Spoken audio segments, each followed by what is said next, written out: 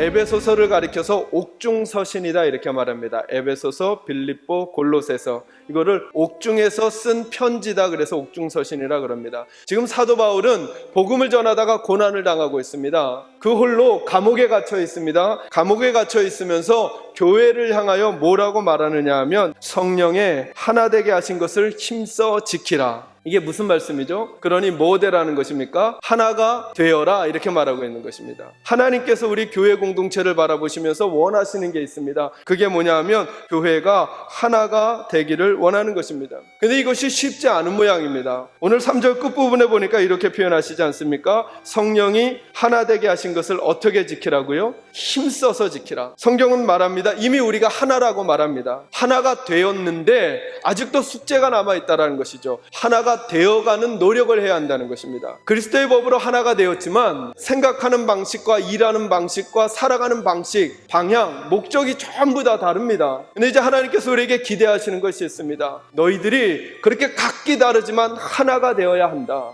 하나님이 가장 많이 마음을 쓰는 게 뭐냐면 교회가 하나 되는 것입니다. 그런데 하나가 되는 게 너무너무 힘이 듭니다. 힘이 들기 때문에 하나님은 그 일에 집중하고 계시는 거예요. 오늘 본문에는 어떻게 하나님의 교회가 하나가 될 수 있는지를 알려주시는 중요한 덕목 4가지가 나옵니다. 첫 번째로 하나가 되려면 겸손해야 합니다. 겸손이란 조금 다르게 적용하는 게 좋을 듯 싶습니다. 겸손이란 무엇의 변화냐 하면 중심의 변화입니다. 겸손한 사람은 나 위주로 생각하지 아니하고 상대방 위주로 생각합니다. 내가 하고 싶은 말을 하기 전에 이 말을 했을 때 상대방은 어떤 기분일까를 먼저 생각해 주는 것이죠. 내가 하고 싶은 행동을 하기 전에 상대방의 마음과 입장을 먼저 한번 생각해 보는 것입니다. 상대방은 내가 이렇게 행동했을 때 어떤 마음, 어떤 기분일까? 그래서 겸손은 어떤 특징을 가지고 있느냐 하면 나 중심에서 상대방 중심으로 중심이 변하기 때문에 상대방과 내 사이에 있는 벽을 자꾸 허물어가는 것입니다. 왜요? 내가 상대방 쪽에 넘어가 있게 되기 때문에 그렇습니다.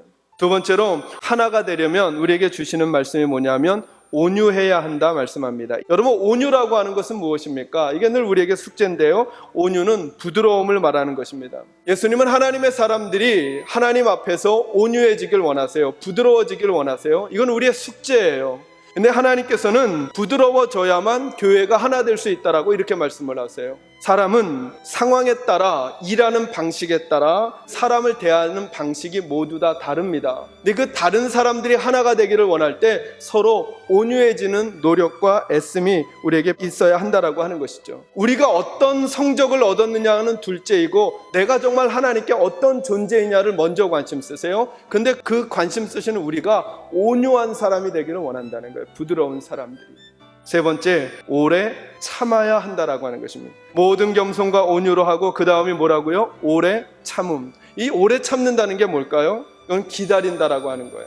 우리가 가고 싶은 속도로 따라오지 못하는 이들이 있습니다. 그러면 그럴 때 우리 마음속에 당연히 이 마음이 듭니다. 왜? 나는 하는데 당신은 이것을 하지 않냐라고 말하고 싶은 마음이 생길 수 있게 됩니다. 또 반대로 나는 아직 그거 하고 싶지 않은데 왜 당신은 그것을 먼저 지금 하냐고 말하고 싶은 이들이 우리들 가운데 있을 수 있다라고 하는 것이죠. 우리들 안에 일을 하는 방식과 일을 하는 태도와 일을 하는 속도가 각기 달라져 있습니다. 다 똑같이 한 발자국씩 똑같이 뛰면서 걸어가기가 매우 어렵습니다. 그래서 우리 모두에게 어떤 덕목이 필요한가? 오래 참음과 기다림이 필요합니다. 나보다 보폭이 조금 늦는 분이 계십니까? 기다려주면서 겸손과 온유로 그를 같이 북돋아 주시는 지혜가 여러분에게 있기를 주님의 이름으로 축원합니다. 조금 남들보다 보폭이 좁으십니까? 그렇다면 여러분과 보조를 맞춰주려고 앞에서 이끌어주려고 애쓰시는 분들 생각하시면서